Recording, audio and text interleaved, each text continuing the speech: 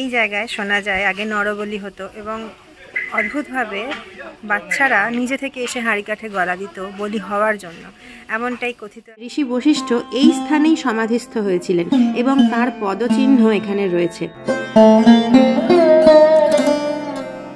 অপূর্ব স্বাদের প্রসাদ তোমরা এখানে পেয়ে যাবে। প্রসাদে কিন্তু যে কথাগুলি সম্পর্কে কেউ বলে না সেটি আমি আজকে বলবো।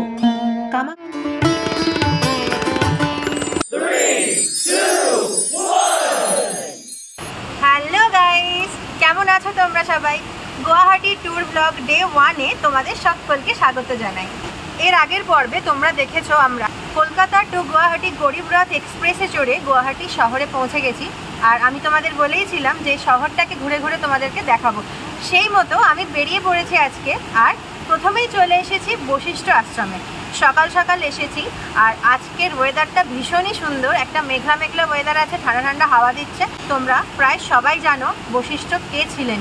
যারা জানো না তাদের জন্য বলি, ঋষি বশিষ্ঠ ছিলেন রঘুবংশের রাজপুরোহিত এবং কুলগুরু।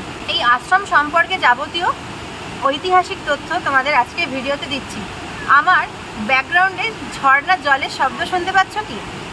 এই মন্দিরের ব্যাকগ্রাউন্ডটা ভীষণই সুন্দর। পাহাড়ের গায়ে খাঁজ কেটে মন্দিরটা তৈরি করা হয়েছিল আর আহোম রাজাদের আমলে এই মন্দিরটা গঠিত হয়েছিল। বশিষ্ঠ আশ্রম বহু পুরনো প্রাচীন একটি মন্দির।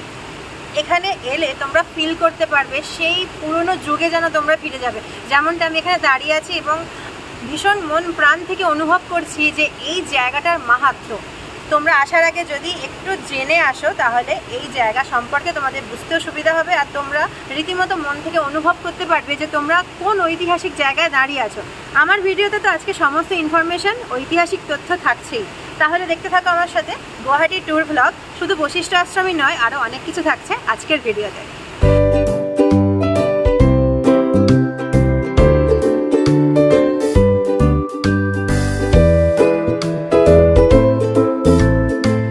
আশ্রমে তোমরা আসতে চাইলে পল্টন বাজার থেকে তোমরা বাস পেয়ে যাবে, যেগুলো সবুজ রঙের ব্যাটারি চালিত বাস। যদি এসি গাড়ি নিতে চাও তাহলে 25 টাকা, যদি নন এসিতে আসো তাহলে 20 টাকা লাগবে। এখানে প্রচুর পুজোর সামগ্রী পাওয়া যাচ্ছে। যদি মন্দিরে পুজো দিতে চাও, ডালা কিনতে চাও, সেগুলো পাওয়া যাচ্ছে। এছাড়া এখানে ঠাকুর দেবতার ছবি পাওয়া যাচ্ছে, রুদ্রাক্ষের মালা, আর একটু দূরে এখানে খাবারের হোটেলও রয়েছে। এটা হচ্ছে বশিষ্ঠ দেবালয় পরিচালনা সমিতি। এই অফিস রুম বলতে পারো এই জায়গাটা। এখান থেকেই আশ্রমটা পরিচালিত হয় আর উল্টো দিকেই আশ্রমের সিঁড়ি রয়েছে। বশিষ্ঠ আশ্রম একদম দেখতে পাচ্ছ পাহাড়ের গায়েই তৈরি হয়েছে। বশিষ্ঠ দেবালয় চৌহদ্দির মধ্যে কোনো রকম জীবজন্তুকে ফলমূল খাওয়ানো নিষেধ। পুরোটাই এটা অসমীয়া ভাষায় লেখা, যার জন্য আমি বাংলা করে তোমাদের বলে দিলাম। এবার আমরা বশিষ্ঠ আশ্রমের ভিতরে ঢুকবো। মন্দিরের পাশেই যে পাহাড়টা আছে, কত জনবসতি রয়েছে পাহাড়ের গায়ে, দেখো।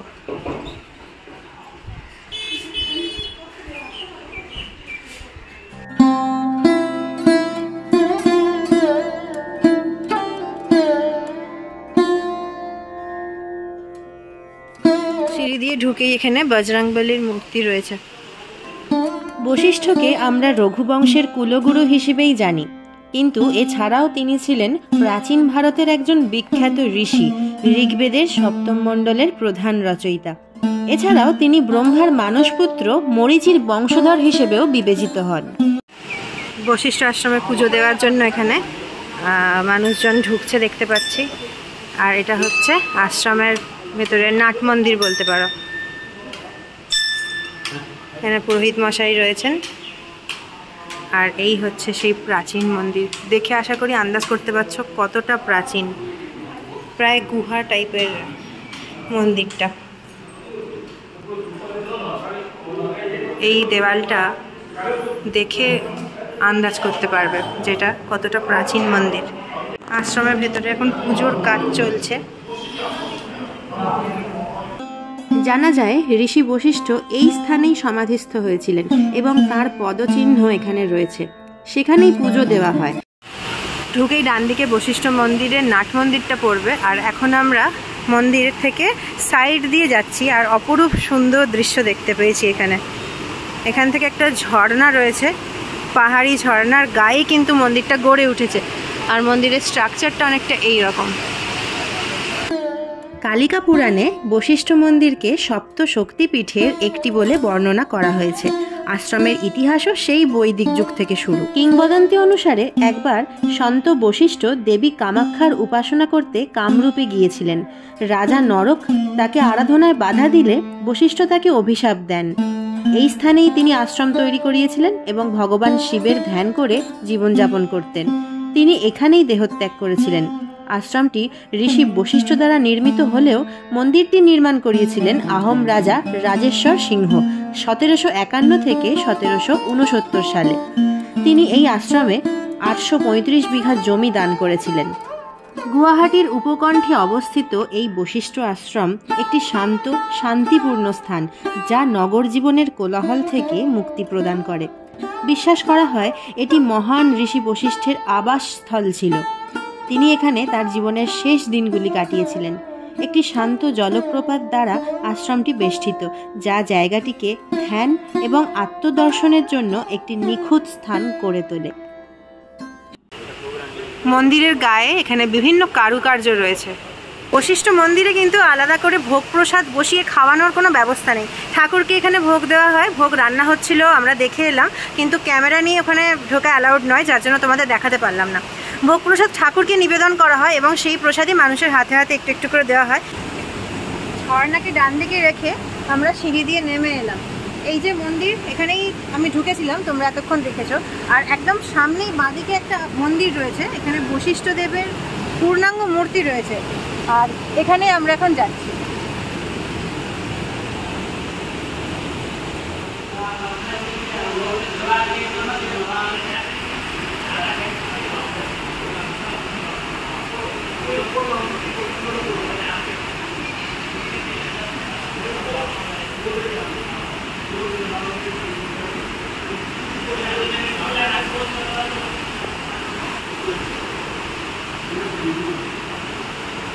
এই মন্দিরটা হচ্ছে গণেশ মন্দির, আর এখানে বিভিন্ন ধরনের গণেশ ঠাকুরের মূর্তি রয়েছে। উঠে যাওয়ার জন্য এখানে আরেকটা সিঁড়ি রয়েছে।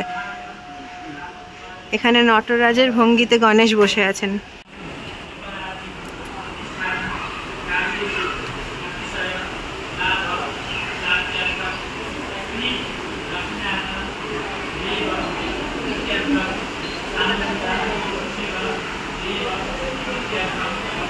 বশিষ্ঠদেবের মূর্তির একদম পাশেই রয়েছে একটি বিরাট বড় ইঁদুরের মূর্তি, আর এনাকেও পুজো করা হয়। ইনি হচ্ছেন মুশিকরাজ।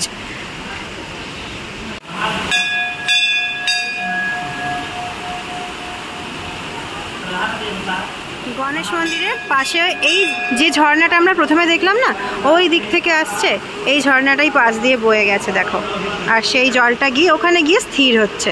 ঝর্ণার জলে অনেকেই কিন্তু স্নানও করে, এই জলকে পুণ্য মনে করা হয়। বশিষ্ঠ আশ্রম তোমাদের মোটামুটি আমি দেখিয়ে দিলাম। এবার আমরা এখান থেকে বেরিয়ে নেক্সট যে ডেস্টিনেশন আছে সেখানে যাব। এখনও ভিডিও কিন্তু শেষ হয়নি, দেখতে থাকো আমার সাথে। আর বশিষ্ঠ আশ্রম ঘুরে এত ভালো লাগলো যে ভাষায় বলে বোঝানো সম্ভব না। চলো তাহলে আশ্রম থেকে বেরোনো যাক এবং নেক্সট যে ডেস্টিনেশন আছে সেখানে যাওয়া যাক।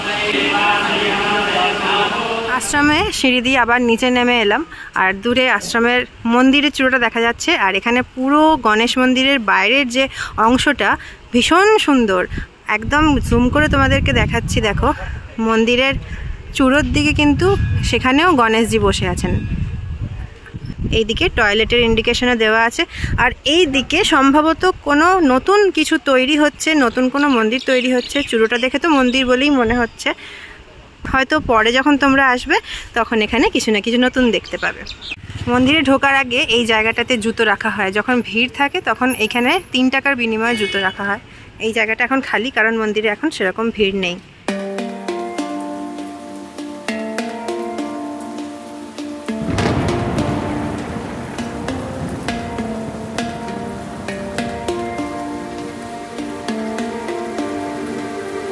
রাস্তাটা দিয়ে আমরা গাড়ি করে ঢুকে গেলাম তিরুপতি বালাজি মন্দিরে।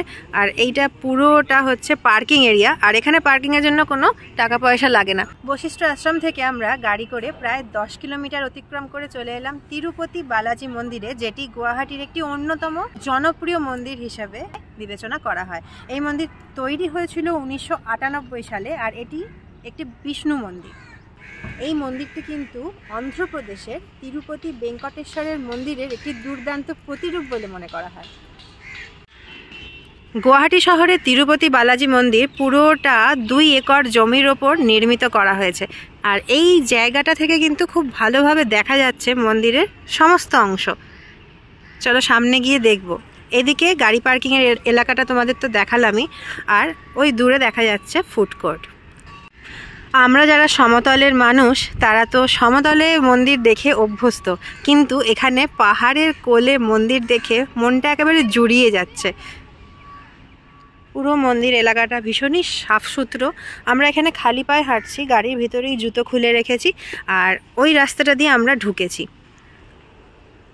দেখতেই পাচ্ছ পুরো জায়গাটা ভীষণ সুন্দরভাবে মেনটেন করা হয়, আর গাছপালার মধ্যেখানে সবুজের মধ্যে সাদা ধবধবে মন্দির আলাদাভাবেই ফুটে উঠেছে।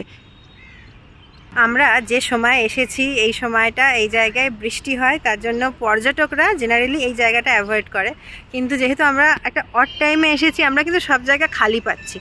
আমরা হাঁটতে হাঁটতে তিরুপতি বালাজি মন্দিরের একদম সামনে চলে এসেছি, আর ভিতরেও সাদা রঙের মন্দিরের বিভিন্ন অংশ দেখতে পাচ্ছি। আমি জানি না ভিতরে আমাকে আদৌ ক্যামেরা নিয়ে অ্যালাউ করবে কি না, কিন্তু যতক্ষণ অ্যালাউ করছে ততক্ষণ তো তোমাদের দেখাই। মন্দিরের চূড়ো অনেকটাই উঁচু, আর একদম শুরু থেকেই দেখো শ্রী বিষ্ণু চক্র, গদা, শঙ্খ এবং পদ্ম হাতে দাঁড়িয়ে রয়েছেন মন্দিরের বিভিন্ন জায়গায়। আর মূর্তিগুলো কিন্তু খুব সুন্দর নিখুঁতভাবে তৈরি করা হয়েছে। অনেকগুলো মূর্তি দিয়ে পুরো মন্দিরটা সাজাতে সাজাতে একদম নিচে পর্যন্ত নেমে এসেছে এবং প্রবেশদ্বার রয়েছে। আর সামনেই লেখা আছে জুতো এবং চপ্পল বাইরে রেখে ঢোকার জন্য, আর ফটোগ্রাফি ভিডিওগ্রাফি একদম স্ট্রিক্টলি মানা করা রয়েছে। একটা বিশাল বড় ফটক দিয়ে এখন আমরা ঢুকছি, আর একদম সামনেই ফটো তোলা নিষেধ কিন্তু বারবার লেখা রয়েছে।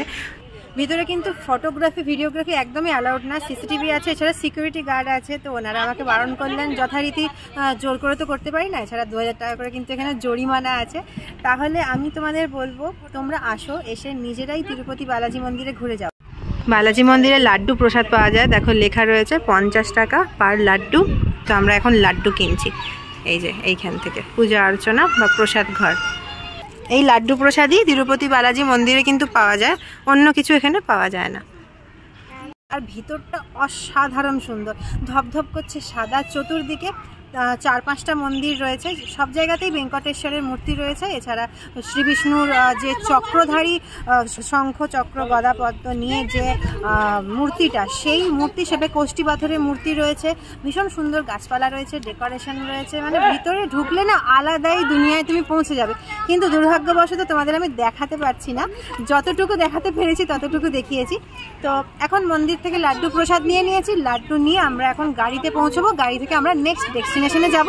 আমার সাথে ভিডিও দেখতে থাকো এবং কেমন লাগছে এখনই কমেন্ট করে জানাও। আর ভালো লাগলে লাইকটা কিন্তু এখনই করে দিও, সাবস্ক্রাইবটাও কিন্তু প্লিজ করে দিও।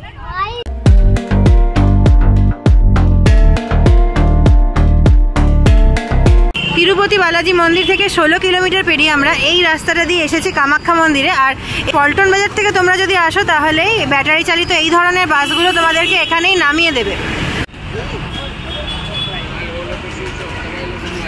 এই যে গাড়িগুলো দেখছো, এই গাড়িগুলো করে তোমরা এই জায়গা থেকে বাসে করে আসার পর মন্দিরের জন্য এই গাড়িগুলো পেয়ে যাবে।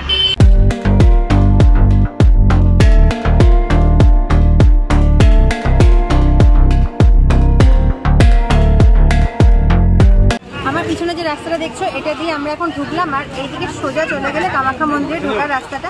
ডান দিকে যে রাস্তাটা দেখছো এদিকে গেলে প্রচুর হোটেল বা লজ পেয়ে যাবে। আর বাঁ দিক দিয়ে অনেক ডালার দোকান রয়েছে, যেখান থেকে চেরি কাপড়, ধূপকাঠি, ফল প্রসাদ বা মিষ্টি প্রসাদ কিনে ঠাকুরকে পুজো দিতে পারো। শুধুমাত্র কামাখ্যা মন্দিরেই পুজো দিতে আসতে চাও তাহলে কামাখ্যা মন্দিরের পাশে যদি হোটেল না, তাহলে তোমাদের পক্ষে সুবিধা হবে। সেক্ষেত্রে এখানে প্রচুর ভালো ভালো অ্যাফোর্ডেবল হোটেল রয়েছে। দাদা, পুজোর ডালি কত দামের মধ্যে আছে এখানে? এখানে তো যেরকম নেবে সেরকমই হবে। আচ্ছা, শুরু কত থেকে হচ্ছে? শুরু 100 থেকে চালু আছে। 100 থেকে চালু আছে। আর হাই রেঞ্জ কত পর্যন্ত আছে? হাই যেরকম আপনি নেবেন 700, 800, 1000। আচ্ছা, 100 টাকার একটা ডালি দিয়ে দাও আমাকে। আর কি কি থাকছে একটু বলে দাও। সব থাকবে, ধূপ থাকবে, সাথী থাকবে, সিন্দুর থাকবে। আচ্ছা, তুমি সাজাও তাহলে। মালা ফুল থাকবে। আচ্ছা,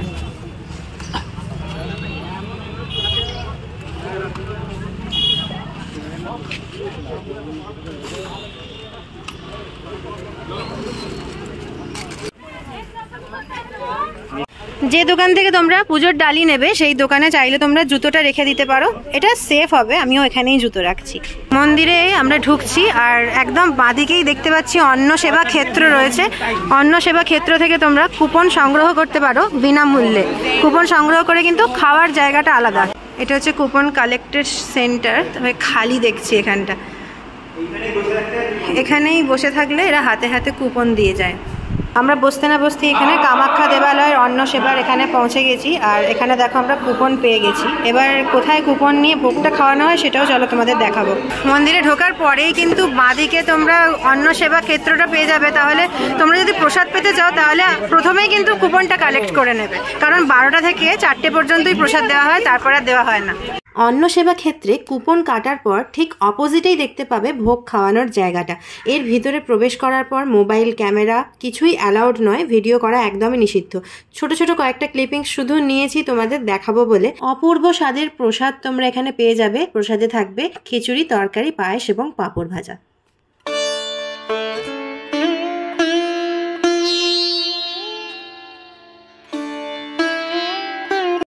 আমরা এখন মেন মন্দিরের গেটে ঢুকছি আর এখান থেকেই কামাখ্যা মন্দিরের চূড়াটা দেখা যাচ্ছে। এই দেখো চলে এসেছি আমরা মূল মন্দিরের সামনে।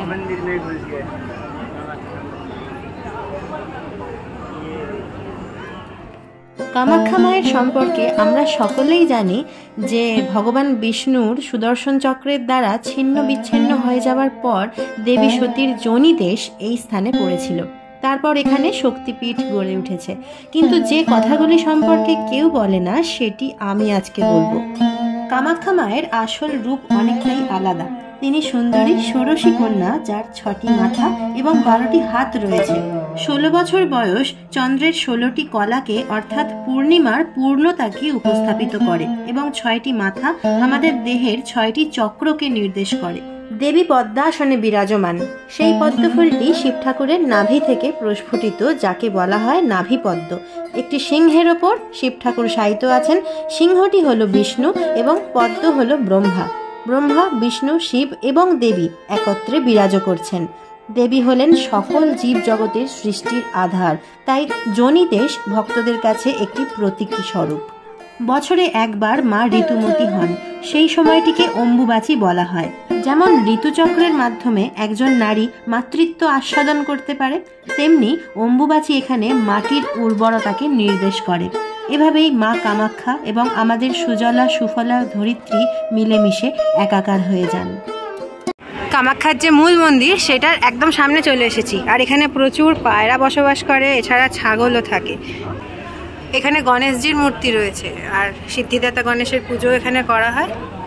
দেখতে পাচ্ছ এখানে সিঁদুর লেপা রয়েছে, মানুষ টাকাও দিয়ে গেছেন গণেশজির চরণে। এইটা হচ্ছে পুজো দেওয়ার লাইন। এখানে তোমরা যদি ভোরবেলা থেকে দাঁড়াও পুজো দেওয়ার লাইনে, তবে গিয়ে তোমরা বিকেলের মধ্যে পুজো দিতে পারবে। এই লাইনটা কিন্তু অনেকজনের লাইন, এখানে দেখে বোঝা যাচ্ছে না, মানে রাউন্ড রাউন্ড করে ঘুরিয়ে এনে এই দিক দিয়ে মন্দিরে ঢোকানো হচ্ছে। তোমরা যদি মন্দিরে ঢুকে পুজো দিতে চাও তাহলে তোমাদের অনেক সকালে আসতে হবে, কারণ এখানে প্রচুর লাইন পড়ে। আর ভিআইপি লাইনেরও বন্দোবস্ত আছে। 500 টাকা দিয়ে মাথা পিছু যদি তোমরা টিকিট কাটো তাহলে তোমাদেরকে মূল মন্দিরে নিয়ে গিয়ে পুজো দেওয়ার ব্যবস্থা করিয়ে দেওয়া হবে। যেখানে মায়ের পুজো দেওয়ার জন্য লাইন পড়েছে ঠিক তার উল্টো দিকে এরকম একটা জায়গা আছে। এখানে নিজেদের মতন করে তোমরা পুজো দিতে পারো, হাতে মোমবাতি বা প্রদীপ নিয়ে, ধূপকাঠি জ্বালিয়ে। আর সেটাই সবাই এখানে করছে, দেখতে পাচ্ছ তোমরা।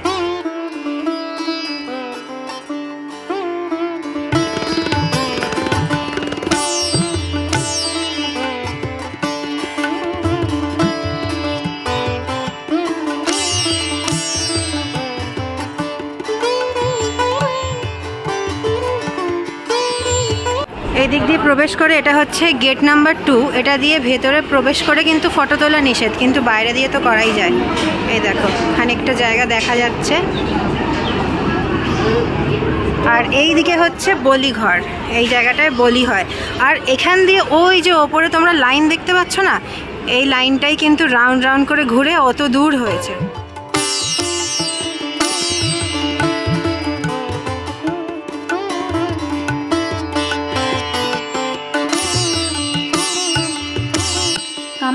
মন্দির বহু প্রাচীনকাল থেকেই আসামের গুয়াহাটি শহরের নীলাচল পাহাড়ে বিদ্যমান। তবে কিছু বিশ্বাস অনুযায়ী মন্দিরটি 7ম শতাব্দীতে রাজা ভগদত্ত শশাঙ্ক দ্বারা প্রতিষ্ঠিত হয়েছিল। মন্দিরটি বিভিন্ন সময়ে নির্মিত ও সংস্কার হয়েছে বিভিন্ন রাজাদের আমলে। জানা যায় বর্তমান মন্দিরটি আহোম রাজাদের আমলে তৈরি।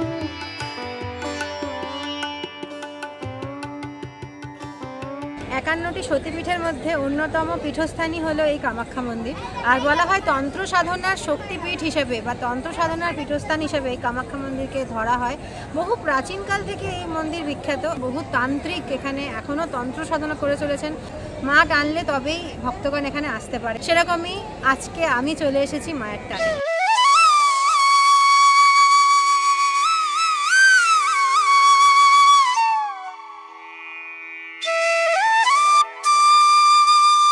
মন্দিরের মধ্যে একটা পুকুর রয়েছে আর এখানে গণেশজির পুজো করা হচ্ছে।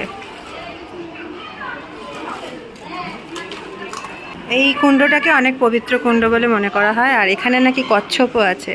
কামাখ্যা মন্দিরে অনেকে মানত করে ছাগল বা পায়রা এখানে দিয়ে যায়, যার জন্য এখানে প্রচুর ছাগল দেখা যায়, প্রচুর পায়রাও দেখা যায়। অনেকে আবার ছাগল বলি দেওয়ার জন্য এখানে দিয়ে যায়। এই মন্দিরের মধ্যেই অনেক ফটোগ্রাফার আছে যারা 100 বা 150 টাকার বিনিময়ে তোমাদের স্টিল ফটো 5 মিনিটের মধ্যে তোমাদের হাতে দিয়ে দেবে। কামাখ্যা মন্দির থেকে 165 ফুট উচ্চতায় নীলাচল পাহাড়ের চূড়ায় অবস্থিত দেবী ভুবনেশ্বরীর মন্দির হলো আমাদের পরবর্তী গন্তব্য। আমার পিছনে তোমরা দেখতে পাচ্ছ ভুবনেশ্বরী মন্দির আর সামনে রয়েছে ব্রহ্মপুত্র নদ। মনে করা হয় কামাখ্যা মন্দিরে এলে ভুবনেশ্বরী মন্দিরে যদি তোমরা না আসো তাহলে নাকি পর্যটনটা সম্পূর্ণই হয় না। এই জায়গায় শোনা যায় আগে নরবলি হতো এবং অদ্ভুতভাবে বাচ্চারা নিজে থেকে এসে হাঁড়ি কাঠে গলা দিত বলি হওয়ার জন্য, এমনটাই কথিত আছে এই মন্দিরের সঙ্গে। এবং এটা সত্যি ঘটনা, আশপাশের যারা লোক আছে তাদের মুখে শোনা যায়। কামাখ্যা মন্দিরে তোমরা কত মানুষজন দেখলে, কতটা কোলাহল এবং ভক্তদের কতটা ভিড় দেখলে, ঠিক উল্টোটা ভুবনেশ্বরী মন্দিরে। এখানে মানুষের সংখ্যা অনেকটাই কম আর অদ্ভুত ধরনের নীরবতা এখানে সবসময় বিরাজ করছে। আর সামনে ব্রহ্মপুত্রের যে দৃশ্য, এই দৃশ্যটা দেখলে চোখ সরাতেই ইচ্ছা করবে না। এই মন্দিরে দশমহাবিদ্যার চতুর্থ দেবী ভুবনেশ্বরী বিরাজমান। কামাখ্যা মন্দির থেকে এই মন্দিরে আসতে গেলে উপরে উঠতে পায়ে হেঁটে প্রায় 20 মিনিট সময় লেগে যায়। এছাড়া গাড়ি করে আসারও অপশন রয়েছে তোমাদের কাছে।